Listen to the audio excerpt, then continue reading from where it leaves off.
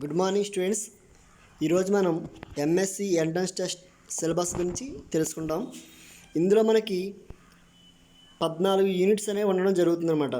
అందులో first unit చూడండి, cell biology అంటే కణజీవ శాస్త్రం. అదేవిధంగా రెండోది జెనెటిక్స్ అంటే జన్యు శాస్త్రం. Third one molecular biology and genetic engineering అంటే జన్యు సాంకేతిక శాస్త్రము అండ్ అదేవిధంగా అణుజీవ శాస్త్రం. బయోటెక్నాలజీ ఫిఫ్త్ వన్ బయోమాలిక్యూల్స్ అంటే జీవాణువులు అంటారు. ఆరోది ఇమ్యూనాలజీ, దీన్నే మనం వ్యాధి నిరోధక శాస్త్రం అంటారు. ఏడోది టెక్నిక్స్ అంటే మనం ల్యాబొరేటరీలో ఉపయోగించేటువంటి మైక్రోస్కోప్ సంబంధించినటువంటిది ఈ 7th యూనిట్ టెక్నిక్స్లో ఉండడం జరుగుతుంది. నెక్స్ట్ 8వ unit ecology and environment and evolution అంటే ఆవరణ శాస్త్రం గురించి, పర్యావరణం మరియు పరిణామం గురించి ఈ ఎకాలజీ అనేటువంటి టాపిక్ అవ్వడం జరిగింది. నెక్స్ట్ 9వ చూడండి ఫిజియాలజీ. నెక్స్ట్ అదేవిధంగా 10వ మెటబాలిజం, 11వది యానిమల్ సైన్స్, 12వది ప్లాంట్ సైన్స్, 13వ చూడండి మైక్రోబయాలజీ అండ్ 14th న్యూట్రిషన్ అంటే పోషణ అనమాట. ఈ విధంగా మనకి 14 టాపిక్స్ కింద ఇవ్వడం జరిగింది. ఇందులో మొదటి యూనిట్ కింద చూసుకున్నట్టయితే సెల్ బయాలజీ. ఈ సెల్ బయాలజీలో మనకి ultra structure of prokaryotic and eukaryotic cell అంటే మనకి ఇక్కడ చూసుకున్నట్టయితే నిజకేంద్రక మరియు కేంద్రక పూర్వజీవి యొక్క కణ నిర్మాణం గురించి తెలుసుకుంటాం. నెక్స్ట్ అదేవిధంగా structure and function of cell organelles అంటే కణంలో ఉన్నటువంటి మిగిలిన భాగాలు ఏవైతే ఉన్నాయో అంటే సెల్ ఆర్గనల్స్ ఏమంటాయి మనకి mitochondria, Golgi complex, ribosomes, lysosomes, nucleus, ఇవన్నీ కూడా సెల్ ఆర్గనల్స్ అని చెప్పుకుంటారు అనమాట. వాటి గురించి స్టడీ చేయాలి. నెక్స్ట్ సెల్ డివిజన్ అంటే కణ విభజన. ఈ కణ విభజనలో మనకి ఏముంటాయి మైటాసిస్ అండ్ మియాసిస్ అంటే సమవిభజన మరియు క్షయకర విభజన. నెక్స్ట్ క్రోమోజోమ్ స్ట్రక్చర్, క్రోమోజోమ్ యొక్క స్ట్రక్చర్. నెక్స్ట్ క్యారియోటైప్, ఇదంతా కూడా సెల్ బయాలజీ సంబంధించి. నెక్స్ట్ రెండో చూడండి జెనెటిక్స్. ఈ జెనెటిక్స్లో మనకి మెండిలియన్ ప్రిన్సిపల్స్ అంటే మెండల్ యొక్క సూత్రాల గురించి, జీన్ ఇంటరాక్షన్ అంటే జన్యు అంతర సంఘటన గురించి, linkage and crossing over, sex determination, sex linkage. Next mutations, ఇందులో మనకి ఉత్పరివర్తనాలు అంటారు దీన్ని. ఇందులో మనకి జీనిక్ అండ్ క్రోమోజోమల్ అంటే 2 రకాల మ్యూటేషన్ ఉండడం జరుగుతుంది. అందులో మనకి స్ట్రక్చరల్ అండ్ న్యూమరికల్ అంటే నిర్మాణాత్మకపరమైనటువంటి ఉత్పరివర్తనాలు ఏమున్నాయో అదేవిధంగా సంఖ్యాపరంగా క్రోమోజోమ్ యొక్క నెంబర్ బట్టి ఎటువంటి ఉత్పరివర్తనాలు జరుగుతాయన్న దాని గురించి ఉంటుందన్నమాట. నెక్స్ట్ క్రోమోజోమల్ అబరేషన్ హ్యూమన్స్ అంటే క్రోమోజోమ్ యొక్క సంఖ్య బట్టి అపసవ్యత వలన మానవుల్లో కలిగేటువంటి వివిధ రకాల వ్యాధుల గురించి కూడా ఇందులో స్టడీ చేయాల్సి ఉంటుంది. నెక్స్ట్ రీకాంబినేషన్ ప్రోక్యారిటిక్స్ ట్రాన్స్ఫర్మేషన్ అంటే ప్రోక్యారిటిక్ జీవుల్లో రీకాంబినేషన్ అంటే జన్యు ఉత్పరివర్తనాలు ఏ విధంగా జరుగుతాయి అంటే ట్రాన్స్ఫర్మేషన్ ద్వారా కాంజుగేషన్, ట్రాన్స్డక్షన్, సెక్స్డక్షన్ ఇవన్నీ కూడా రీకాంబినేషన్ ప్రోక్యారిటిక్ జీవుల్లో. Next one extra genomic inheritance. చూడండి third unit molecular biology and genetic engineering. ఇందులో మనకి స్ట్రక్చర్ ఆఫ్ యూకారియోటిక్ జీన్ అంటే నిజకేంద్రక జన్యు యొక్క నిర్మాణం గురించి, డిఎన్ఏ అండ్ ఆర్ఎన్ఏ స్ట్రక్చర్ అంటే డిఎన్ఏ గురించి, నెక్స్ట్ అదేవిధంగా ఆర్ఎన్ఏ యొక్క నిర్మాణం గురించి. Next DNA replication in pro and eukaryotics అంటే డిఎన్ఏ ప్రతికృతి అనేది ప్రోకారియోటిక్ జీవులు ఏ విధంగా ఉంటుంది, అదేవిధంగా నిజకేంద్ర జీవులు ఏ విధంగా ఉంటుంది, ఇదంతా కూడా చదువుకోవాల్సి ఉంటుంది. నెక్స్ట్ ట్రాన్స్క్రిప్షన్ అండ్ ట్రాన్స్లేషన్ అంటే అనువాదము, అదేవిధంగా అనువాదం and translation in pro and eukaryotes అంటే అనువాదం అనేది ప్రోకారియోటిక్ జీవులు ఏ విధంగా ఉంటుంది, అదే నిజకేంద్ర జీవులు ఏ విధంగా ఉంటుందో అని కూడా తెలుసుకుంటాం. నెక్స్ట్ జెనెటిక్ కోడ్ అంటే జన్యు సంకేతం. Next regulation of gene expression prokaryotics అంటే జన్యు యొక్క ఎక్స్ప్రెషన్ అనేది ప్రోకారియోటిక్ జీవులు ఏ విధంగా ఉంటుంది. Next principles recombinant DNA technology and DNA vectors అంటే వెక్టార్స్ గురించి కూడా చదవవలసి ఉంటుందన్నమాట. డిఎన్ఏ వెక్టార్స్ గురించి, ట్రాన్స్జెనిసిస్ అంటే ఏమిటి, అప్లికేషన్ ఆఫ్ జెనెటిక్ ఇంజనీరింగ్ అంటే జెనెటిక్ ఇంజనీరింగ్ వల్ల ఉపయోగాలు ఏంటి, ఇవన్నీ కూడా మనకి థర్డ్ యూనిట్లో ఉండడం అనేది జరుగుతుంది. నెక్స్ట్ చూడండి ఫోర్త్ వన్ బయోటెక్నాలజీ. ఈ బయోటెక్నాలజీలో మనకి plant and animal cell culture అంటే సెల్ కల్చర్ అనేది మొక్కలు ఏ విధంగా చేస్తారు, అదే జంతువులు ఏ విధంగా చేస్తారు. నెక్స్ట్ క్లోనింగ్ అంటే ఏమిటి, నెక్స్ట్ పెరిమెంటేటర్స్ టైప్స్ అండ్ ప్రాసెస్ అంటే పెరిమెంటేటర్స్ అనేవి రకాలేంటి, వాటి యొక్క ప్రక్రియ ఏ విధంగా జరుగుతుంది. అదేవిధంగా biopesticides, next biofertilisers, bio remediation, renewable and non renewable energy resources, next non conventional fuels, ఇవన్నీ కూడా ఏంటంటే మనకి బయోటెక్నాలజీ ఉండడం జరుగుతుంది అనమాట. అంటే బయోపెస్టిసైడ్స్ అంటే ఏమిటి, బయోఫెర్టిలైజర్స్ ఎగ్జాంపుల్స్, బయో రెమిడియేషన్ అంటే meaning, next renewable and non renewable energy resources అంటే సాంప్రదాయ ఇంధన వనరులు, అదేవిధంగా పునరుత్పత్తి గావించబడేటువంటి ఇంధన వనరుల గురించి తెలుసుకుంటారు. నెక్స్ట్ నాన్ కన్వెన్షనల్ ఫ్యూయల్స్ ఇంధనాలు, పెట్రోల్, డీజిల్ గురించి ఈ బయోటెక్నాలజీ అనేటువంటి దాంట్లో మనం చదవాల్సి ఉంటుంది.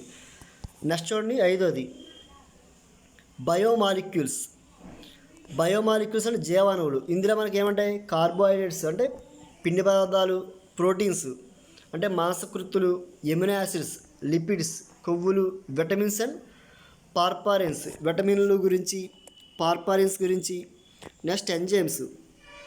ఈ ఎంజైమ్స్ వచ్చేప్పటికి classification and mode of action అంటే ఎంజైమ్ యొక్క వర్గీకరణ ఏ విధంగా ఉంటుంది, ఎంజైమ్ యొక్క యాక్షన్ అంటే దేని మీద అలా ఉంటుంది, మోడ్ ఆఫ్ యాక్షన్ గురించి, enzyme SI, next enzyme units, enzyme inhibition, enzyme kinetics, factors regulating enzyme action అంటే ఎంజైమ్ యొక్క చర్యను నియంత్రించేటువంటి కారకాలు ఏవైతే ఉన్నాయో వాటి గురించి మనం ఈ 5 యూనిట్ తెలుసుకుంటాం.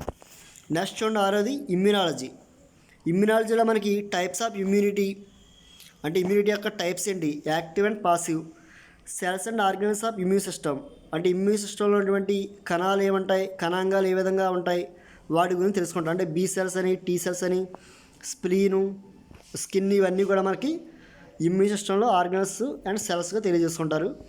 నెక్స్ట్ యాంటీజెన్ యాంటీబాడీ రియాక్షన్ అంటే ప్రతిజనకము ప్రతిదేహం యొక్క రియాక్షన్ ఏ విధంగా ఉంటుంది.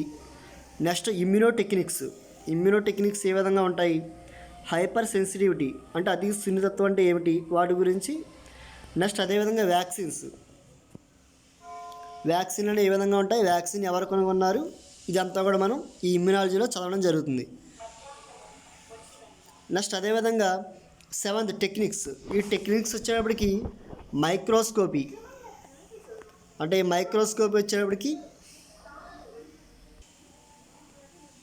ఈ మైక్రోస్కోపీలో వచ్చేప్పుడు లైట్ అండ్ ఎలక్ట్రాన్ మైక్రోస్కోప్ అంటే లైట్ మైక్రోస్కోప్ ఏ విధంగా ఉంటుంది, ఎలక్ట్రాన్ మైక్రోస్కోప్ ఏ విధంగా ఉంటుంది, సెంట్రిఫికేషన్ ఏ విధంగా జరుగుతుంది, క్రోమటోగ్రఫీ టెక్నిక్స్ అంటే క్రోమటోగ్రఫీ అంటే ఏంటి, నెక్స్ట్ ఎలక్ట్రోపోరసిస్, కెలోరిమెట్రిక్ అండ్ స్పెక్ట్రోఫోటోమెట్రిక్ టెక్నిక్స్ అంటే ఏ విధంగా ఉంటాయి, బ్లాటింగ్ టెక్నిక్స్ అంటే ఏంటి, పీసీఆర్ అంటే ఏంటి, పీసీఆర్న మనం పాలిమర్ చైన్ రియాక్షన్ అంటే ఏంటి, అదేవిధంగా డిఎన్ఏ ఫింగర్ ప్రింటింగ్ అంటే ఏంటి, డిఎన్ఏ ఫింగర్ ప్రింటింగ్ యొక్క పితామహుడు ఎవరు, ఇటువంటి క్వశ్చన్ వచ్చే అవకాశం ఉంటుంది. నెక్స్ట్ 8th చూడండి ఎకాలజీ ఎన్విరాన్మెంట్ ఎవాల్యుయేషన్.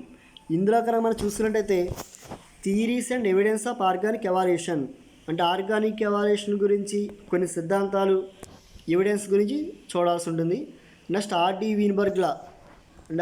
వీన్బర్గ్ సూత్రం అంటే ఏంటి, కాంపోనెంట్స్ ఆఫ్ అన్ ఈకోసిస్టమ్ అంటే ఈకోసిస్టమ్ అనేటువంటి కాంపోనెంట్స్ ఏమంటాయి, అందులో ఏమంటాయి చూడండి మనకి ఇందులో producers, biotic factors and abiotic factors ఇవన్నీ కూడా మనకి కాంపోనెంట్స్ ఆఫ్ ఈకోసిస్టమ్ చెప్పుకుంటారు. ఇందులో మనకి ఏమొస్తాయంటే ecological pyramids, next biogeochemical cycles అంటే oxygen cycle, carbon dioxide cycle, nitrogen cycle ఇవన్నీ కూడా చూడవలసి ఉంటుంది అనమాట. Next ecological adaptations, climatic and edaphic and biotic factors. Next ecological succession అంటే జీవావరణ అనుక్రమం ఏ విధంగా జరుగుతుంది, హైడ్రోసియల్ ఏ విధంగా ఉంటుంది, జీరోసియల్ ఏ విధంగా ఉంటుంది. Next one natural resources, next biodiversity, current environmental issues అంటే ప్రస్తుతం ఉన్నటువంటి కరెంట్ ఎన్విరాన్మెంటల్ ఇష్యూస్ అంటే ఎన్విరాన్మెంట్ ప్రకారంగా మనకి ఏమన్నాయో ప్రజెంట్ గ్లోబల్ వార్మింగ్ గురించి కానీ ఓజోన్ డిప్రెషన్ గురించి కానీ యాసిడ్ రేన్స్ గురించి కానీ ఇవన్నీ కూడా కరెంట్ ఎన్విరాన్మెంటల్ ఇష్యూస్ కింద వస్తాయి. Next one environmental pollution, global warming and climatic change, ఇవంతా కూడా 8th టాపిక్ అని చూసుకోవచ్చు. నెక్స్ట్ 9వ చూడండి ఫిజియాలజీ. ఇందులో మనకి structure and function of liver అంటే లివర్ యొక్క నిర్మాణం వాటి యొక్క ఫంక్షన్ గురించి, కిడ్నీ అండ్ హార్ట్ అంటే లివర్ కాలేయము మూత్రపిండము మరియు హృదయం వాటి యొక్క ఫంక్షన్ దాని యొక్క నిర్మాణం గురించి చదవాల్సి ఉంటుంది. కాంపోజిషన్ ఆఫ్ బ్లడ్ అంటే రక్తం యొక్క సంఘటన ఏ విధంగా ఉంటుంది, బ్లడ్ టైప్స్ అంటే ఆర్బీసీ సెల్స్ అని వైట్ బ్లడ్ సెల్స్ అని ప్లేట్లెట్స్ అని ఇవన్నీ కూడా ఉంటాయన్నమాట. నెక్స్ట్ బ్లడ్ కోయాగులేషన్ అంటే రక్త స్కందన అంటారు, అది ఏ విధంగా జరుగుతుంది. Next one digestion and absorption అంటే మా జీర్ణక్రియ అనేది ఏ విధంగా జరుగుతుంది, ఇదంతా కూడా మనకి డైజెషన్ అండ్ అబ్జార్ప్షన్లో వస్తుంది. నెక్స్ట్ ఎండోక్రైనాలజీ, దీన్ని మనం హార్మోన్ల గురించి అంటారన్నమాట, అంతఃస్రావిక వ్యవస్థ వాటి గురించి ఈ ఎండోక్రైనాలజీ చదువుకుంటాం.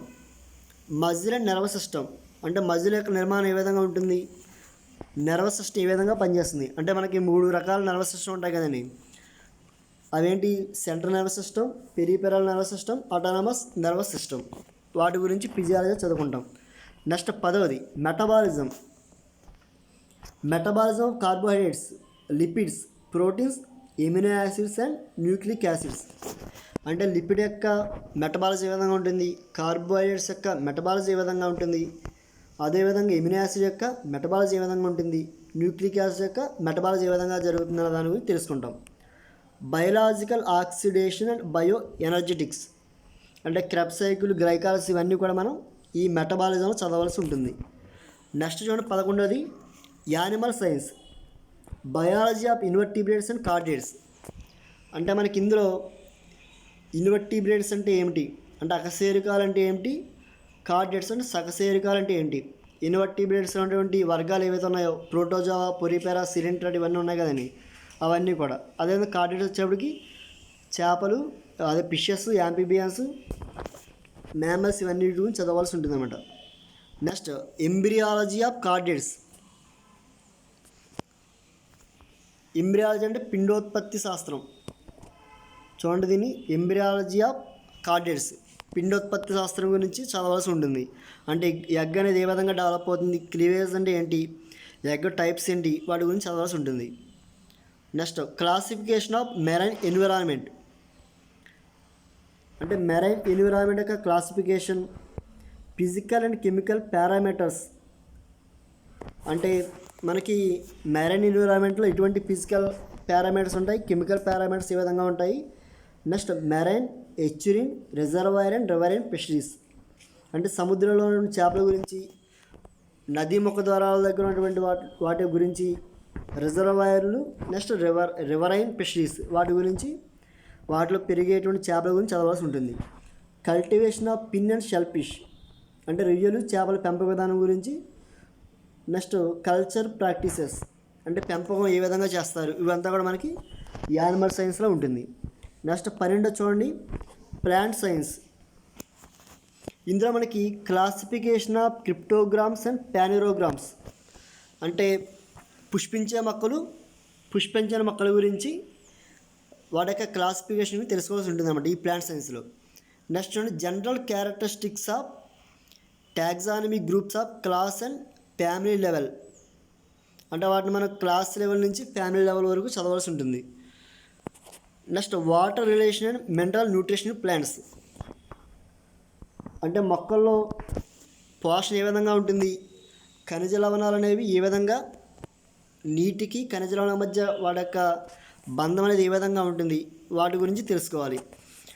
నెక్స్ట్ ప్లాంట్ గ్రోత్ రెగ్యులేటర్స్ అంటే మొక్కల యొక్క వృద్ధి నియంత్రకాలు అంటారు. ఆక్సిజన్లు కానీ, జబ్బరెలిన్లు కానీ, ఆబ్సిసిక్ యాసిడ్ కానీ వాటి గురించి చదవాల్సి ఉంటుంది అన్నమాట. దీన్ని ఫైటో హార్మోన్స్ అని కూడా అంటారు. నెక్స్ట్ ఎథనోబాటనీ, అదేవిధంగా మెడిసినల్ ప్లాంట్స్ అంటే మనకి ఎథనోబాటనీ అంటే ఏంటి, మెడిసినల్ ప్లాంట్స్ ఏవైతే ఉన్నాయో అసిమం శాంటమ్ అంటే తులసి, ఉసిరి, నెక్స్ట్ సర్పగంధ, సింకోనా అప్సినాల్స్ ఇవన్నీ కూడా మనకి మెడిసినల్ ప్లాంట్స్ కింద ఉంటాయన్నమాట. వాటి గురించి చూడాలి. Next biology of plant seed photosynthesis, అంటే సీడ్ అనేది ఏ విధంగా ఉంటుంది, అంటే విత్తనం అనేది ఏ విధంగా ఏర్పడుతుంది ప్లాంట్లో, వాళ్ళ యొక్క ఉత్పత్తి గురించి. నెక్స్ట్ ఫోటోసింథసిస్, కిరణజన్య సమగ్రి ఏ విధంగా జరుగుతుంది అంటే వాటి గురించి చూడాల్సి ఉంటుంది అనమాట. నెక్స్ట్ 13 చూడండి, మైక్రోబయాలజీ. ఈ మైక్రోబయాలజీ వచ్చేప్పటికి మైక్రోబ్స్ అంటే ఏంటి, వాటి యొక్క టైప్స్ రకాలు ఏంటి, డిస్ట్రిబ్యూషనల్ బయాలజీ, అంటే ఈ మైక్రోబ్స్ అనేవి ఏ విధంగా డిస్ట్రిబ్యూషన్ అయి ఉన్నాయి, isolation and cultivation of bacteria and virus staining techniques, అంటే మనం వాటిని ఏ విధంగా స్టెయినింగ్ చేస్తాం వాటి యొక్క టెక్నిక్స్ గురించి, బ్యాక్టీరియా గ్రోత్ కర్వ్ గురించి, అంటే బ్యాక్టీరియా ఏ విధంగా గ్రోత్ చెందుతుంది వాటి గురించి వస్తాం. నెక్స్ట్ ఎనదర్ టాపిక్ చూడండి, మైక్రోబియల్ డిసీజెస్, అంటే ఈ సూక్ష్మజీవుల వల్ల వచ్చేటువంటి వ్యాధులు ఏమన్నాయి. ఇందులో మనకి మెయిన్గా ఫుడ్ అండ్ వాటర్ బార్న్, అంటే కొన్ని ఆహారం తినడం ద్వారా వచ్చే అవకాశం ఉంటుంది, వాటర్ ద్వారా అంటే కలుషితమైన వాటర్ ద్వారా వచ్చే అవకాశం ఉంటుంది, ఇన్సెక్ట్ బార్న్, అంటే కొన్ని కీటకాల ద్వారా వచ్చేటువంటి బ్యాక్టీరియా సంబంధించిన డిసీజెస్ అనమాట వాటి గురించి. అదేవిధంగా కాంటాక్ట్ డిసీజెస్ ఇన్ హ్యూమన్స్, అంటే హ్యూమన్స్ వేరే వాళ్ళని ముట్టుకోవడం ద్వారా కానీ వ్యాధులు వచ్చేటువంటి వాటి గురించి. మైక్రోబియల్ డిసీజెస్ ఇన్ ప్లాంట్స్, అదేవిధంగా ప్లాంట్స్ ఎటువంటి వ్యాధులు వస్తాయి. ఇందులో మనకి ఏముంది, బ్యాక్టీరియా వల్ల వచ్చే మొక్కలు వచ్చే వ్యాధులు, ఫంగై ద్వారా వైరస్ వల్ల వచ్చే వ్యాధులు, ఇవన్నీ కూడా మనం చదవాల్సి ఉంటుంది. కొన్ని మొక్కలు చూడండి మనకి వరైజెస్ సెటైవ్ ఉందనుకోండి, అదేవిధంగా సిట్రస్ క్యాంకర్ వ్యాధి అంటారు కదండి, అదొకటి, స్పిండిల్ ట్యూబ్, ఇవన్నీ కూడా మొక్కల్లో కలిగే కొన్ని వ్యాధులు అనమాట. నెక్స్ట్ ప్లాంట్ మైక్రోబ్ ఇంట్రాక్షన్స్, అంటే మొక్కలకి ఈ సూక్ష్మజీవుల మధ్య ఉన్నటువంటి ఇంట్రాక్షన్ ఏ విధంగా ఉంటుంది వాటి గురించి తెలుసుకుంటారు. నెక్స్ట్ లాస్ట్ వన్ న్యూట్రిషన్, అంటే పోషణ అంటారు.